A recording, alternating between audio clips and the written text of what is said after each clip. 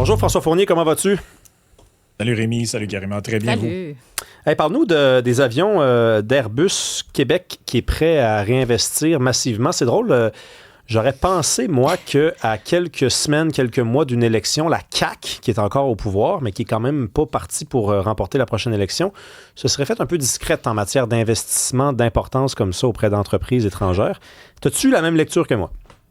Ouais, ben surtout que, tu sais, j'ai personnellement fait une entrevue avec M. Drainville qui est venu en studio me regarder droit dans les yeux pour me dire qu'on était allé trop loin dans ce modèle-là de subventions aux entreprises, qu'il fallait apprendre de nos erreurs, il s'inscrivait comme le candidat de la rupture par rapport à l'héritage de François Legault. Et là, de le voir annoncer ça, moi, je veux dire, je comprends pas. Là. Je ne comprends pas comment on peut faire ça. On a joué dans ce film-là. Là. Donc, pour ceux qui savent pas, le Airbus de 220, là, c'est l'ancienne C-Series de Bombardier dans lequel, en 2015, on a mis 1,3 milliard de dollars. On est devenu partenaire à 25% de ce projet-là. En 2022, on a remis essentiellement un 400 millions et on a remis un autre 400 millions en 2024. Je suis allé voir un peu c'est quoi les estimations, là. Donc, sur le 2,1 milliards de dollars qu'on a mis là-dedans, là, les estimations, disons, pessimistes disent que ça vaut peut-être 400 millions et les optimistes autour de 750. Là. Donc, on a perdu de l'argent là-dedans massivement. Là. Et là, il y a un genre de sunk cost fallacy, comme disent les Anglais, là, dans lequel qui consiste à dire finalement, ben là, on a tellement perdu que faudrait continuer à pomper de l'argent là-dedans. D'un coup, que ça donnerait, autrement dit, c'est la logique du casino. Il faut que je continue pour me refaire. Mais là, il y a comme un problème là-dedans là, de toujours pomper de l'argent dans des projets qui finissent en queue de poisson. Là, je pense que le rôle de l'État québécois, c'est pas de subventionner Airbus ou Bombardier. Là. Il me semble que là, on est allé... Je pensais qu'on s'était vacciné de ça avec la filière batterie, Bécancour, Nordvolt, Lion Électrique, Flying Whale, Nemasco Lithium. Voulez-vous qu'on les nomme? Il y en a Taiga, il y en a un puis un autre, des projets comme ça, mais visiblement, on s'est pas vacciné de ça. Et ça fait depuis 2015 que cette saga-là dure. Ça fait plus de 10 ans que le gouvernement du Québec injecte l'argent des contribuables là-dedans et les résultats ne sont pas là. Si Airbus venait à vouloir racheter notre part, qui est le 25%, donc la part du gouvernement du Québec là-dedans, on n'aurait clairement pas pour ça le montant qu'on a mis. Donc, tu sais, on peut voir ça de toutes les manières possibles, là, mais c'est des pertes de revenus qui sont colossales. Bien, alors, qu'est-ce qui motive, là, tu penses, cette idée d'aller de l'avant dans le projet aujourd'hui?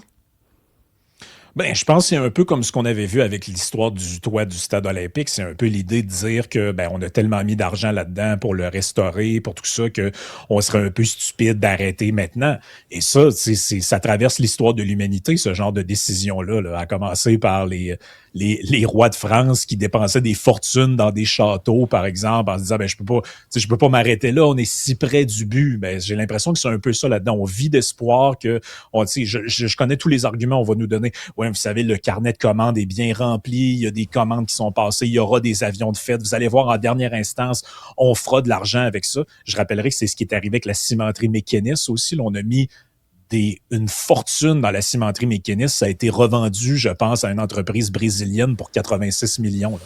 Donc, des peanuts par rapport à l'argent qui avait été mis initialement. Là. En même temps, François, faut comme pas non plus juste se regarder le nombril. Là. C'est-à-dire que le Québec n'est pas le seul État dans le monde à faire ça, et ces entreprises-là le savent. C'est-à-dire que quand elles décident de faire affaire avec tel pays, tel pays, tel pays, ou même telle province à l'intérieur d'un pays, souvent, ils jouent tous dans ce jeu-là, et c'est au plus offrant. Le Québec n'est pas le seul à faire ça. Non, effectivement, mais comme disait ma mère dans un langage que je répéterai pas, si tes amis se tirent en bas du pont, t'es pas obligé de le faire aussi. Tu sais, je pense qu'effectivement, puis d'ailleurs, l'Ontario, c'est l'Institut économique de Montréal qui a sorti ces chiffres-là. L'Ontario a dépassé le Québec en quantité de subventions données aux entreprises dans les dernières années sous le règne de Ford, et ça n'a pas donné non plus de résultats. Donc, il y a eu moins de croissance économique. Donc, si donner plus de subventions amenait à plus de richesses, je pense qu'on finirait par le savoir, parce que les provinces qui en donnent le plus, au moins à l'échelle canadienne, seraient celles où il y a le plus de richesses par habitant. T'sais, c'est ça un peu maner le modèle. Puis on peut prendre des cas et dire « Ouais, mais si on le fait pas, c'est quelqu'un d'autre qui va le faire à notre place. » Mais je pense que globalement, on a un peu fait le procès, je trouve, dans les dernières années. Je pense que les Québécois sont commencent à être un peu lassés de ça. Ils s'attendent. C'est pour ça que je pense que beaucoup de partis, à l'aube des élections, vont se positionner un peu en porte-à-faux avec ça, parce que là, je pense que les Québécois, ils en ont un peu soupé là, de ça. Ouais, on a eu quelques petits traumatismes collectifs, effectivement, en lien avec des grandes entreprises et ce puits sans fond. Là, on peut nommer Nordvolt et compagnie, que ça s'est pas très, très bien terminé. Et François, parlons de cette histoire-là. Ça, c'est quand même toute une affaire de cet homme qui a vécu illégalement, sous le radar, travaillé au noir pendant comme 20 ans là, au Canada. Et finalement, ben, il a reçu des allocations. Il a fait sa demande pour avoir l'aide sociale, en gros.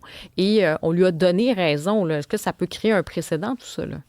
Ben, je pense que c'est pour ça que le premier ministre Ford est sorti en disant s'il faut modifier les lois, on va les modifier parce que ça n'a pas de bon sens. Là, il le dit textuellement dans une publication sur X.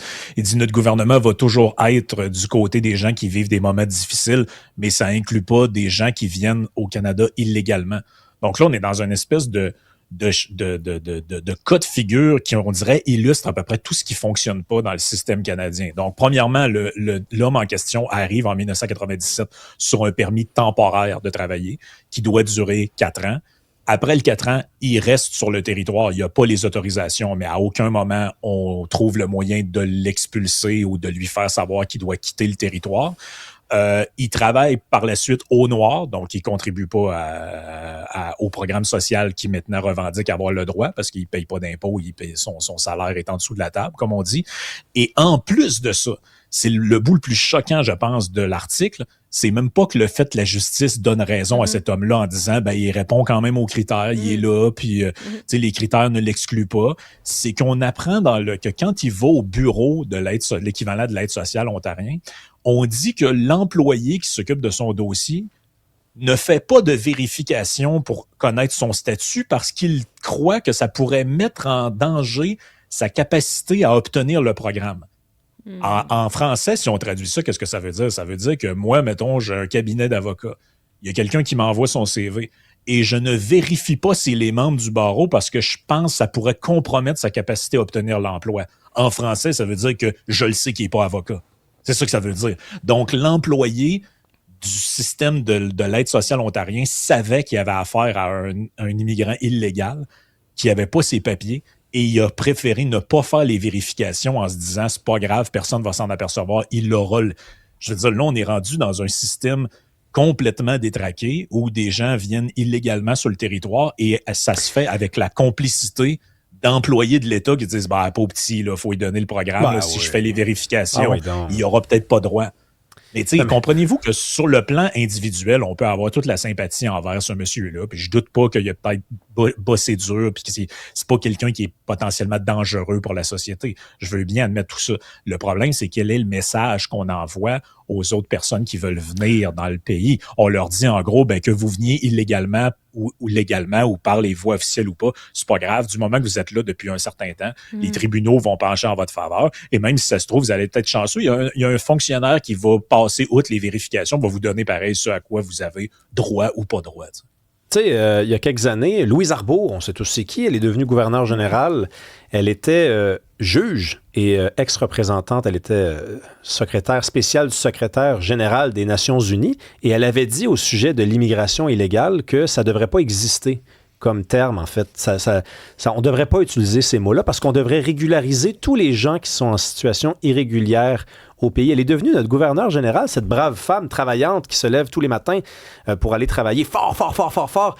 Heureusement qu'elle n'a pas de pouvoir parce que ça, c'est une vraie mentalité et une idéologie qui circule de plus en plus. Je me demande, moi, des fois, si dans 10-15 ans, elle n'aura pas gagné, cette femme-là, et toute sa gang. Mais c'est déjà ça. C'est déjà cette idéologie. Ben, en fait, ça en est un peu la preuve, ça. François? Ben, c'est que moi, j'ai le goût de dire à ces gens-là, allez jusqu'au bout de vos positionnements. Et si vous êtes gouverneur général du Canada, mais que vous pensez que tous les humains sur Terre sont potentiellement des Canadiens, ben, assumez que vous n'êtes plus gouverneur de rien. En réalité, c'est un peu comme les gens qui se présentent dans des conseils de ville en disant « Je reconnais que je suis sur des terres abénaquis non cédées. » Ben, quand est-ce que vous donnez les clés de la ville? Ah oui, c'est Si vrai. si vous vous sentez illégitime où vous êtes et vous reconnaissez que vous êtes sur une terre volée qui vous appartient pas, qu'est-ce que vous faites encore en revendiquer les pouvoirs et l'administration? Redonner les clés? Donc, on est un petit peu là-dedans. Il y a un discours qui est de l'ordre du signalement de vertu là-dedans. Bah, tout le monde, peu importe qu'il soit légal, pas légal, qu'il respecte les règles ou pas, il n'y a pas de règles, tout le monde est ami, tout le monde il est beau, tout le monde il est gentil. Ben, à ce moment-là, le Canada n'existe plus, le Québec non plus comme pays. Le concept même de nation ne peut plus exister s'il n'y a pas de frontières et s'il n'y a pas de filtre aux frontières. C'est ça le concept d'un pays, d'une nation. C'est que moi, je suis pas américain, Rémi n'est pas brésilien, Karima n'est pas russe. Je veux dire, c'est comme ça. Si on définit maintenant que si moi, je m'en vais en Belgique, puis je décide que je vis là, puis que je suis pas illégal, je suis un Belge, vous me devez des droits, vous me donnez... la prochaine étape, c'est de dire que les touristes qui viennent ici devraient aussi avoir le droit à des programmes sociaux. Karima n'est pas russe. C'est encore drôle, ça. Tu es sûrement capable de nous faire l'accent, toi. Exactement, c'est ça. Non, mais c'est intéressant parce que la campagne électorale arrive et on a souvent entendu, par exemple, Québécois, n'importe qui, tu vis sur le territoire, tu es Québécois. Mais mettons, moi, je suis en France, je travaille là-bas, je suis pas française, là, tu vois un peu. Donc, est-ce qu'on n'a pas fait une espèce d'extension, comme tu dis, de cette notion d'appartenance à des territoires au Canada? Et puis, je comprends l'esprit, là. Quand on disait ça, je comprends l'esprit, mais est-ce qu'on n'a pas poussé cette logique-là un peu à l'extrême? Ben, je pense que oui, parce que l'esprit à la base de ça, c'était quoi? En gros, c'était de dire, on veut pas faire un droit du sang, on veut faire un droit du sol d'un point de vue légal. Donc, ceux qui viennent ici, puis qui contribuent, puis qui travaillent, font partie du nous collectif, on va dire. Et ça, je pense qu'il y a un fondement, c'est même dans la Constitution des États-Unis, par exemple, cette idée-là.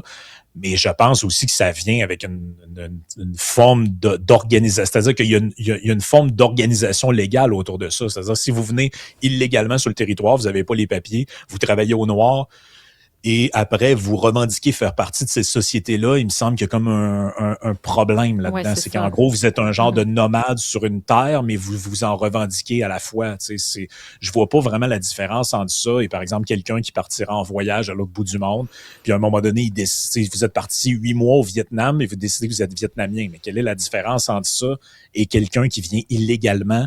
Je veux dire, il doit avoir à un moment donné un minimum de règles et d'ordre. Un minimum. Et ce ne sont pas que des gens, blancs qui disent ça. Ce sont aussi des gens issus de l'immigration qui le disent de plus en plus. Moi, j'ai fait la file, j'ai rempli les demandes, les processus, je les ai respectés. Ça a été long, mais c'était parce que il fallait bien qu'on fasse les choses bien. Je ne m'en viens pas non plus dans un pays où ça devrait être si simple que ça, entrer et s'installer.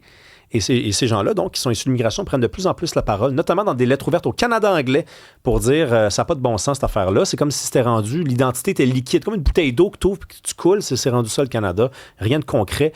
On a fait l'impasse sur le sens. Merci beaucoup, François Fournier. À demain. Merci beaucoup.